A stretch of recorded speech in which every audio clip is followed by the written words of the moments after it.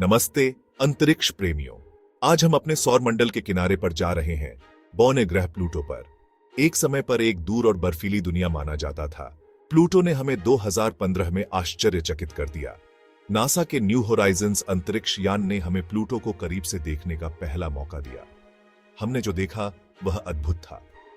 Pluto में एक विशाल दिल के आकार का क्षेत्र है।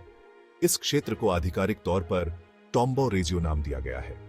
इसका नाम उस खगोल शास्त्री क्लाइड टॉम्बो के नाम पर रखा गया है जिन्होंने 1930 में प्लूटो की खोज की थी। यह दिल बाहरी सौर मंडल की अप्रत्याशित सुंदरता और जटिलता का प्रमाण है। टॉम्बो रेजियो सिर्फ एक खूबसूरत चेहरा नहीं है, यह प्लूटो के भूविज्ञान और इतिहास को समझने की कुंजी है। इस दिल का पश्चिमी भाग एक विशाल चमकीला मैदान एक विशेष रूप से मनोरम कहानी रखता है। इस क्षेत्र को स्पुतनिक प्लैनेटिया कहा जाता है। इसका नाम पृथ्वी के पहले कृत्रिम उपग्रह स्पुतनिक 1 के नाम पर रखा गया है। यह क्षेत्र कुछ ऐसा है जैसा हमने पहले कभी नहीं देखा। आइए इस बर्फीले अजूबे को और विस्तार से देखें। स्पुतनिक प्लैनेटिया एक विशाल चिकना मैदान है। यह लगभग 1000 किलोमीटर या 620 मील चौड़ा है। यह लगभग टेक्सास के आकार का है।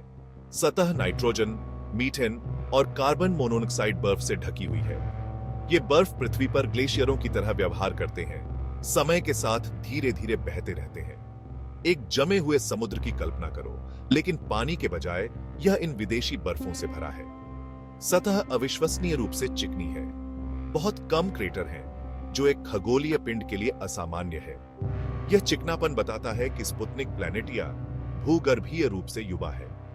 स्पुतनिक प्लैनेटिया में बर्फ स्थिर नहीं है, वे लगातार घूम रहे हैं और मंथन कर रहे हैं। यह एक आकर्षक और गतिशील परिदृश्य बनाता है। लेकिन इस गतिविधि को कौन चलाता है? इसका उत्तर प्लूटो के भीतर ही हो सकता है। स्पुतनिक प्लैनेटिया की चिकनी सतह और क्रेटर की कमी एक कहानी बताती है। यह क्षेत्र भूगर्भीय रूप से सक्रिय है। इसका मतलब है कि यह लगातार बदल रहा है। इतनी छोटी और दूर की दुनिया के लिए यह आश्चर्य की बात है। एक सिद्धांत यह है कि बर्फीले खोल के नीचे पानी का एक उपसतह महासागर मौजूद है। प्लूटो के क्रोड में रेडियोधर्मी क्षय द्वारा इस महासागर को गर्म किया जा सकता है। इस महासागर की गर्मी ऊपर की बर्फों में संवहन धाराओं को चला सकती है। ये धाराएं सतह को नवीनीकृत कर सकती हैं, क्रेटरों को मिटा सकती है और चिकने मैदान बना सकती है। यह निरंतर पुनर्सुधार स्पुतनिक प्लैनेटिया को हमारे सौर मंडल की सबसे कम उम्र की सतहों में से एक बनाता है। यह इस बात की कड़ी याद दिलाता है कि सबसे ठंडे और सबसे दूर के इलाकों में भी हमारा ब्रह्मांड आश्चर्यों से भरा है। भाग 4, न्यू होराइजन्स, प्लूटो के राज खोलना। न्यू होराइजन्स मिशन ने प्लूटो के बारे में हमारी समझ में क्रांति ला दी। इस मिशन से पहले प्लूटो हमारे दूरबीनों में बस एक धुंधला बिंदु था, लेकिन अब न्यू होराइजन्स की बदौलत हम प्लूटो को एक जटिल और गतिशील दुनिया के रूप में देखते हैं। टॉम्बो रेजियो और स्पुतनिक प्लैनेटिया की खोज एक वास्तविक गेम चेंजर थी। इसने हमें दिखाया कि प्लूटो एक मरी हुई बर्फीली दुनिया नहीं है। यह वास्तव में भूगर्भीय रूप से सक्रिय स्थान है। यह एक उपसतह महासागर की संभावना की ओर भी इशारा करता है, जिसके पृथ्वी से परे जीवन की खोज के निहितार्थ हो सकते हैं। न्यू होराइजन्स फ्लाईबाई केवल कुछ घंटों तक चला, लेकिन इसने जो डेटा एकत्र किया वह हमें विस्मित करता रहता है। इसने बाहरी सौर मंडल में अनुसंधान और अन्वेषण की एक नई लहर को जन्म दिया है। भाग 5, अपने क्षितिज का विस्तार, प्लूटो के दिल का महत्व। प्लूटो का दिल, टॉम्बो रेजियो, सिर्फ एक आकर्षक विशेषता से कहीं अधिक है। यह हमारे ब्रह्मांड की विशालता और आश्चर्य का प्रतीक है।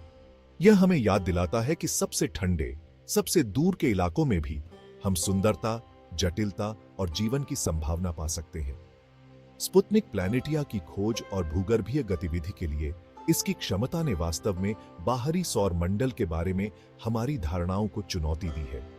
यह दर्शाता है कि छोटी बर्फीली दुनिया भी आश्चर्यजनक रूप से गतिशील हो सकती है। जैसे जैसे हम अपने ब्रह्मांडीय पड़ोस का पता लगाना जारी रखते हैं, हम केवल कल्पना कर सकते हैं कि कौन से अन्य रहस्य हमारा इंतजार कर रहे हैं। लेकिन एक बात तो तय है, प्लूटो के दिल ने बाहरी सौरमंडल के बारे में हमारा नजरिया हमेशा के लिए बदल दिया है। धन्यवाद और सितारों को देखते रहे।